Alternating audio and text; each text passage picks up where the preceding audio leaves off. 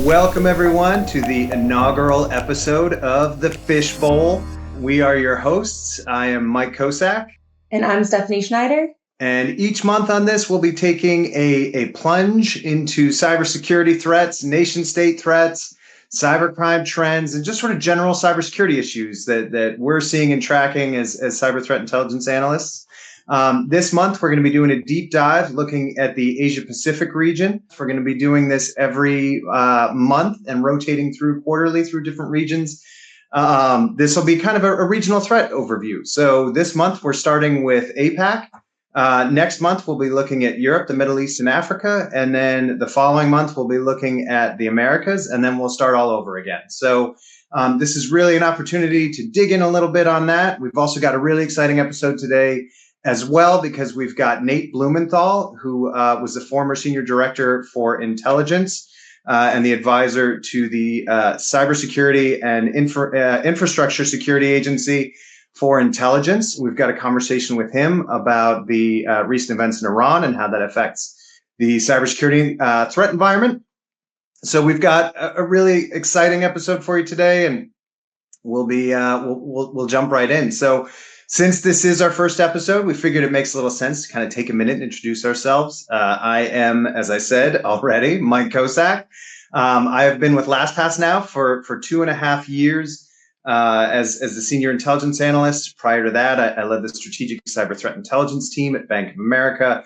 Led the cyber threat intelligence team at TIAA, which is, for folks listening outside the United States, a large retirement savings company here in the United States. First half of my career was actually in the United States government, in the intelligence community. I was with Defense Intelligence Agency, working on counterterrorism. So I was a senior intelligence officer there, working on that. And then about 10 years ago, made the jump into cybersecurity. Hi, I'm Stephanie Schneider. It is hard to follow up Mike with that impressive resume, but I worked with Mike over at Bank of America in the cyber threat intelligence strategic team, and I focused on nation-state threats there. And I actually came over from cybersecurity from the international affairs space. I worked for some transatlantic think tanks in Washington, D.C. So I love talking about nation-state threats and everything else that we're going to be talking about today. We figured to kind of frame things and start things off, let's just kind of take a quick look at the region, at the Asia Pacific region, and what the cyber threat environment looks like there at a high level. So, if we look at it statistically, IBM, we're going to draw from a couple of really good reports here to help kind of frame it. So IBM put out a report earlier this year talking about the cyber threat environment. Generally, they noted that the Asia Pacific region accounted for 34% of the incidents that they were tracking, and that represented a 13% increase over the previous year. So not only making up the majority of, or I guess the plurality of the incidents that they were tracking, but also a lot of growth year over year. So kind of setting the stage for not only a high threat environment, but continuing to expand and as a very dynamic region from the cybersecurity perspective. So manufacturing was the most targeted industry they found as well within the region, followed by finance, insurance, and transportation. Really broad range of targets and that they're seeing. And a lot of that really revolves around cybercrime. We'll dig in a bit more on that in a minute. Stolen credentials, obviously a big deal for us here at LastPass, but really a common theme in what was found as far as the Verizon data breach incident report that came out earlier this year. 55% of breach victims they noted within the region involved stolen credentials. And then also from a ransomware perspective, very, very active as well. Australia is in the top 10 for targeted countries based on some reporting.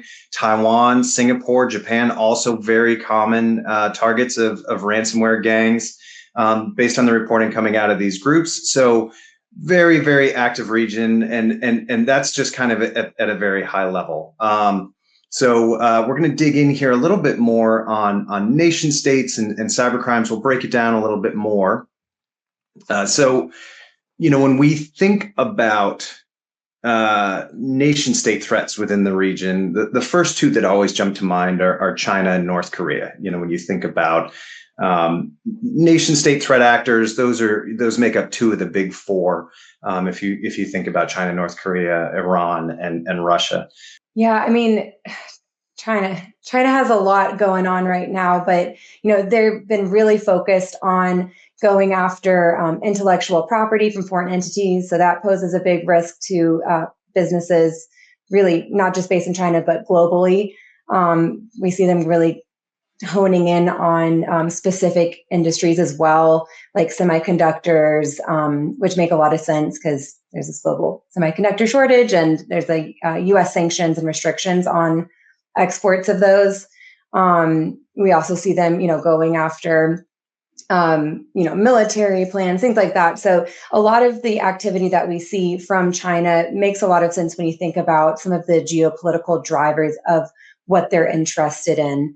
We also have seen a lot of activity from China looking at telecoms. There was actually, there's been a string of reporting with China being accused of, really going after, multiple telecom providers in the US and some global ones as well, and across dozens of countries. So Viasat, which is a prominent telecoms provider, just recently disclosed a security breach by China-backed Salt Typhoon.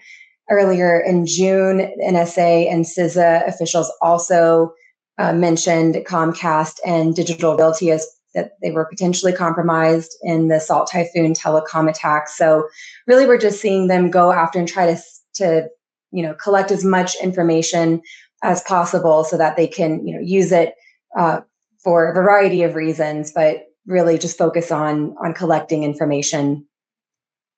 Yeah, and it's interesting too with China because they're pretty upfront about what they're going after. You look at the 5-year strategic plans, you read that, right. You get a really good understanding of what their targets are going to be, and then you can align it later with subsequent attacks, and they line up almost one for one. So that's almost helpful from China's perspective that they're kind of giving you a strategic roadmap of where they're going from a cyber threat perspective. But let's move on to North Korea a little bit. If we're looking at the big threat actors in the region, obviously, a lot of the conversation when it comes to North Korea is around cybercrime and financially motivated crime. It really is state-sponsored, financially motivated activity.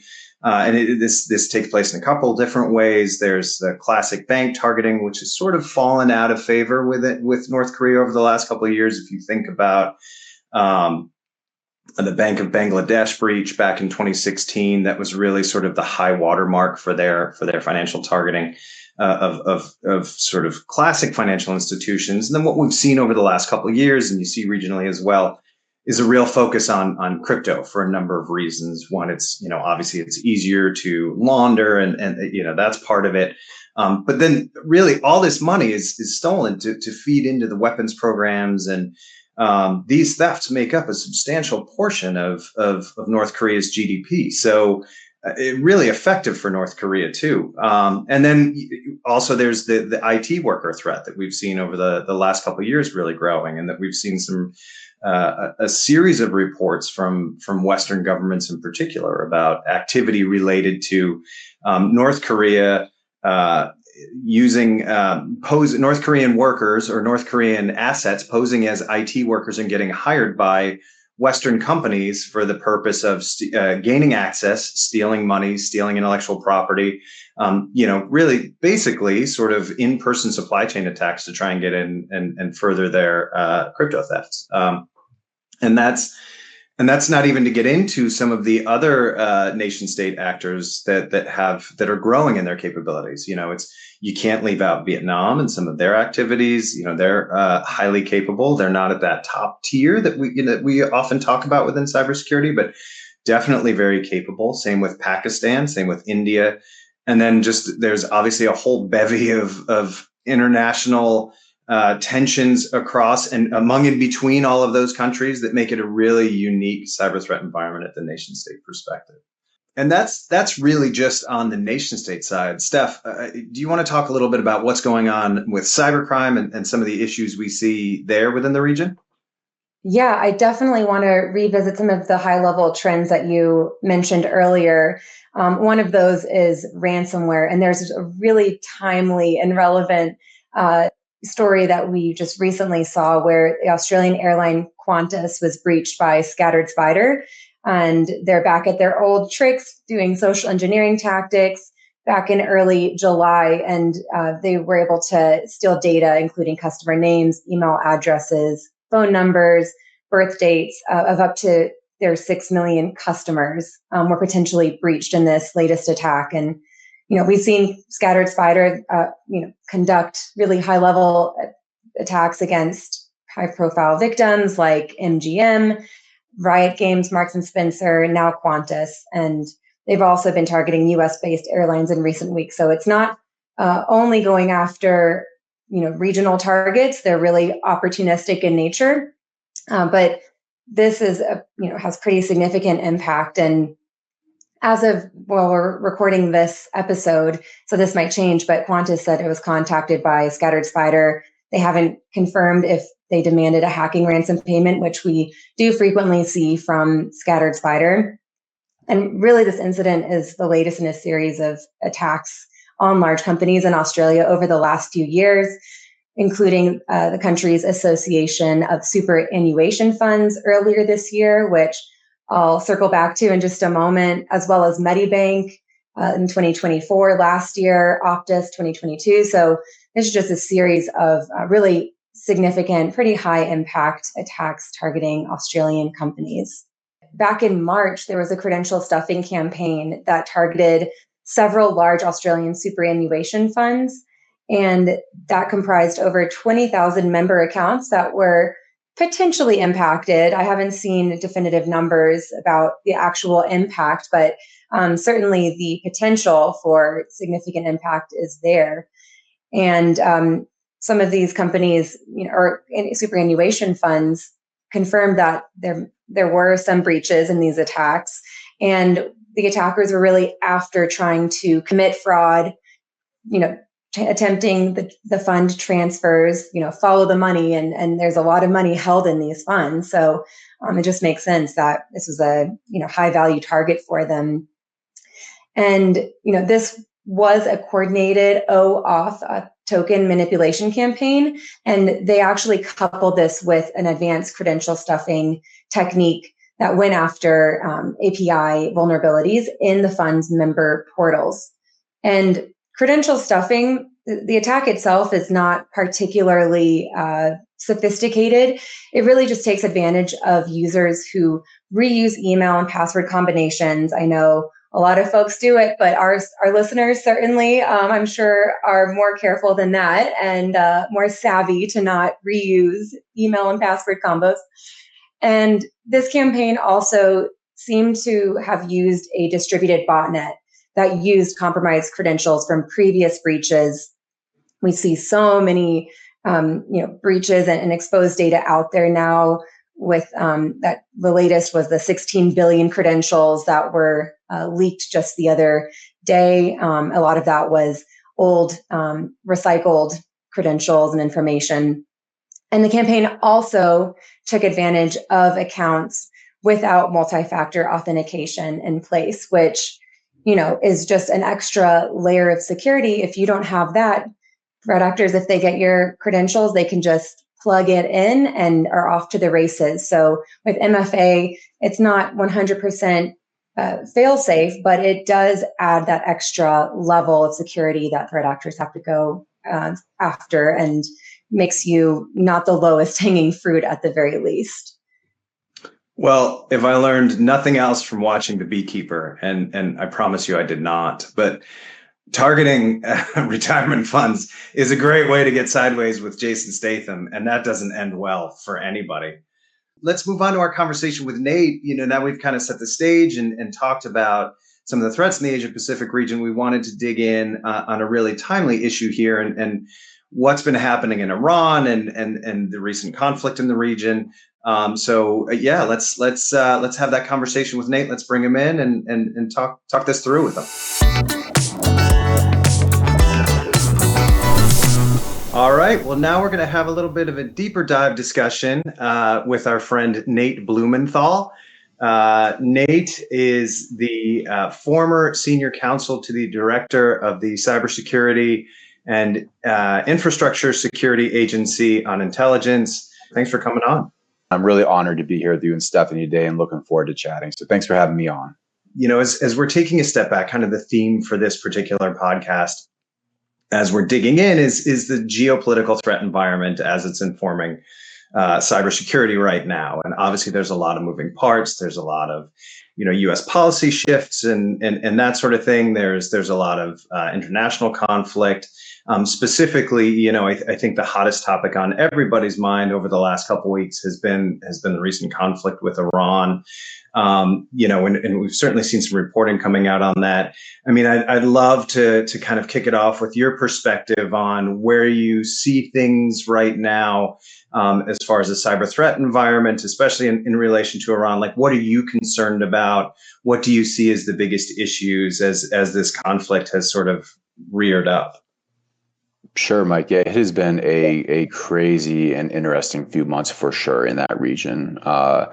As well as kind of our involvement in it. I think maybe the biggest thing, at least that worries me, is the private sector angle, right? And so unfortunately in this world we're in, to put it pretty simply, I think a lot of countries out there cannot necessarily match us in the traditional military sense. And so they have been very heavily investing in working on asymmetrical means to be able to hold us at bay or to have effects on us, right? And Iran is one of those actors for sure. And so I think we have seen over the past few years for sure Iran and maybe Iranian-linked hacktivist groups, at least according to like what CISA and other folks have been saying, have targeted a range of private sector entities, whether that's healthcare, that's water, wastewater folks. And so I think the biggest thing for me right now is that I think the private sector, I'm really hopeful that they had their shields up the past couple weeks, and we'll see where this conflict goes. But I hope they continue to keep it up, because for better or worse, in the world that we're in right now, they are a prime target. How would you say the Israel-Iran conflict has really redefined the role of cyber operations in modern warfare? Is it kind of more of what we've seen with this kind of rise of hybrid conflict, or do you see it kind of taking a different direction? Yeah, definitely, Stephanie. I mean, I think it is in many ways kind of the actual implementation or the actualization of a lot of things that we were talking about for a long time. We had two adversaries who definitely, I mean, we all saw the images of the ICBMs over Tel Aviv and the things that happened in Tehran, the physical damages, right? But there have been a lot of news reports coming out about the hot or ongoing cyber conflict between the two countries. Right, in those attacks, as you mentioned, Stephanie, have not targeted just traditional military sites, and so I think it's, again, as I kind of mentioned, the realization, the actualization of the stuff that we were very worried about for an extremely long time. And look, on the plus side, this seems to have been largely at this point contained to that region, which is a benefit.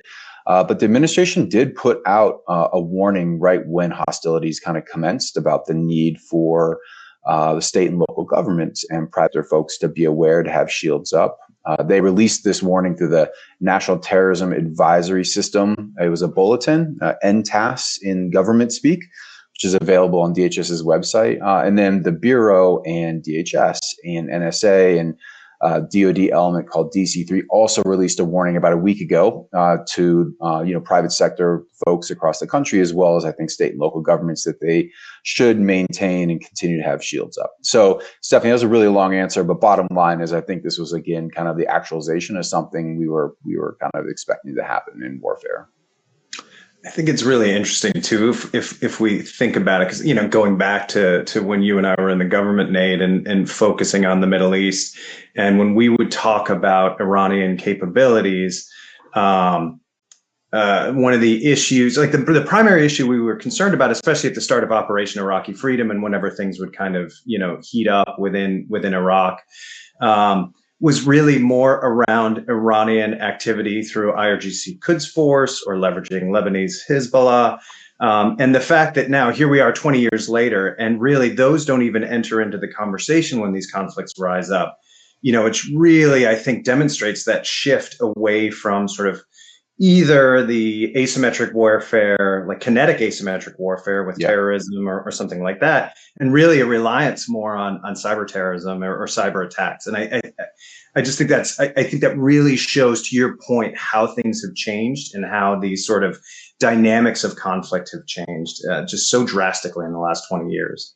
Mike, I think that's extremely well put. I couldn't agree more. And to that end, right? The non-kinetic kind of hybrid stuff. I know I kind of keep beating this drum, but unfortunately, look, the private sector and state and local governments and similar entities are prime targets, right? Because it is going to be, I would guess, probably difficult for IRGC Quds Force or Iran, broadly speaking, or Iranian-linked hacktivists to target the U.S. government in any significant way. But based on what we have seen, it is completely possible that they can go after the private sector. So, when we think about some of the things Iran has demonstrated, to your point about, their capabilities, there were the attacks in Saudi Arabia a couple of years ago targeting the petroleum facilities that they had done in conjunction with Russia, which demonstrate that capability, that again, like they have it. I think one of the things that's really interesting to me too is when we look at Iranian activities over the last couple of years, the sort of measure of restraint that they've demonstrated, or at least in their signaling in doing some of these activities, that I think is pretty sharp in their attempts to try and limit the conflict, at least as far as retaliation. So even like, the missile launches at Al Udeid and stuff like that, where there was very clear communication to Qatar, clear communication to everybody. Even the response to Soleimani, when that happened, it seemed like there's a lot of open channel or back channel, but open communications in going on in the background, which I think sort of demonstrates, at least when I think about what Iran's capabilities are, I think they're more than we've seen, but I think I think they understand what's on the table now, and that responses are going to be a lot less, I guess, predictable. And it's interesting that they've sort of tailored their responses based on that. Yeah, I mean, again, Mike, I guess I'm going to be the best guess, because I agree with you. I think they're very thoughtful about the actions they take, and how far to take those actions. That said, though, right? Like if you are a potential target of these folks, right? Like, if you're sitting out there in the private sector right now and thinking, oh, tensions have calmed down, I can kind of put my shields down. I think it's probably fair to say that, at least I would personally recommend that not be the case, and that you keep those shields up for a few reasons, right? Like, I mean, holy moly, this conflict, that region has been having issues for quite a bit of time, unlikely to end. And the second thing is, like, I think we've all seen, is that these types of conflicts can absolutely spiral and lead to unintended things. So if things were to become hot again, which is completely possible, then things could spiral out of control. So anyway, Mike, I agree. I think it is also, very important for folks to keep their shields up for what it's worth. That's a great point. Like if you look at like WannaCry or NotPetya or any of those, where they spun out of control so quickly, and in what was supposed to be regional, well, not so much WannaCry, but NotPetya was originally a regionally targeted response that then just, went global immediately. That's exactly right.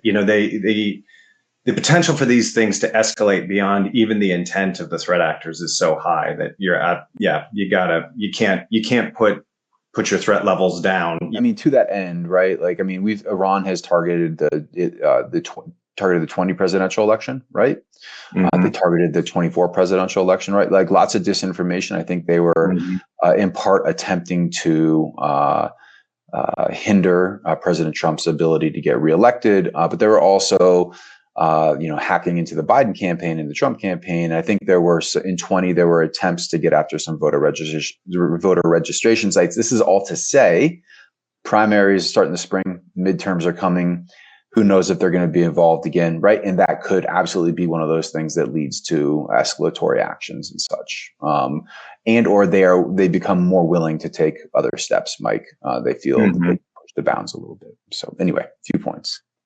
Yeah, that's and you're absolutely right, because that is when we talk about misinformation and disinformation and those attempts to affect elections, that does seem like it's become, especially over the last 8 years, almost an accepted part of cyber espionage. There's countermeasures, but you don't really see retaliations. You don't really see the sort of responses that you'd expect. So it's almost become kind of part of statecraft, an accepted part of statecraft almost. So yeah, I think we will. I think you're right. We'll see this start to spin up again.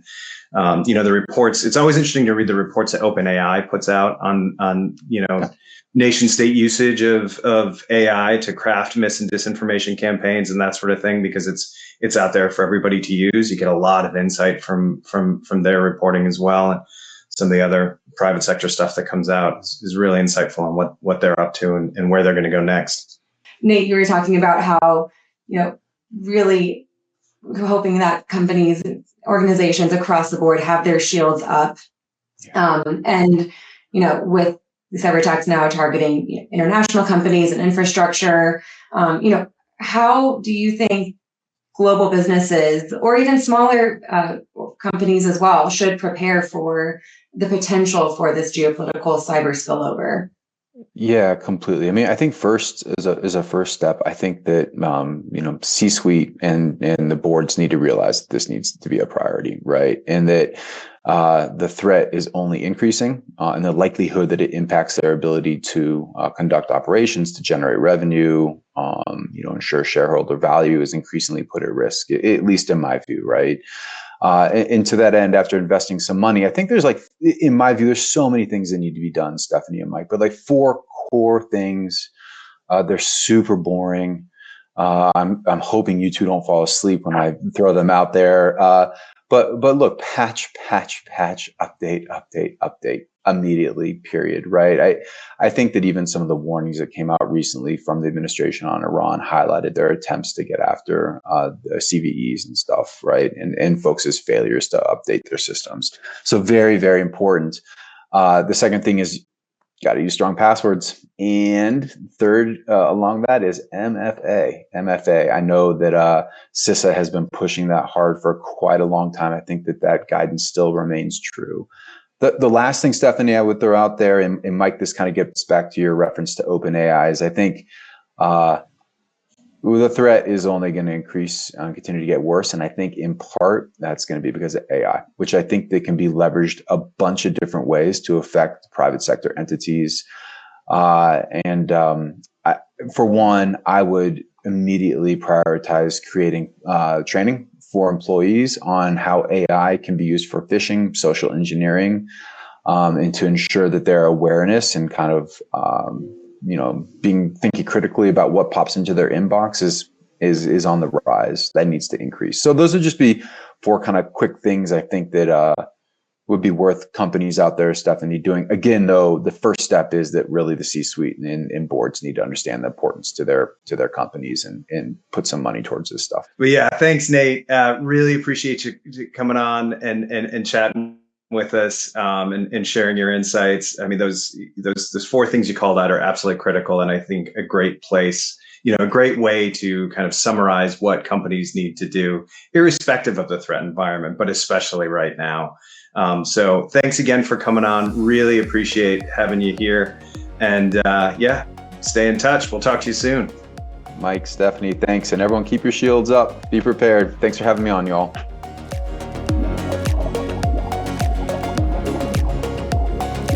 All right. Well, that wraps it up of our first episode here with the Phish Bowl. Thank you to Nate for joining us. Thanks to you, Steph, for being an awesome co-host, and to our listeners for joining. Apologies to anybody who listened to this thinking that it was going to be a deep discussion of the 90s jam band Phish. Please direct all complaints to our social media. Make sure to subscribe to the podcast so you don't miss that, and smash that like button. Check out our LastPass Labs blog, and we'll see you next month. Thanks for listening.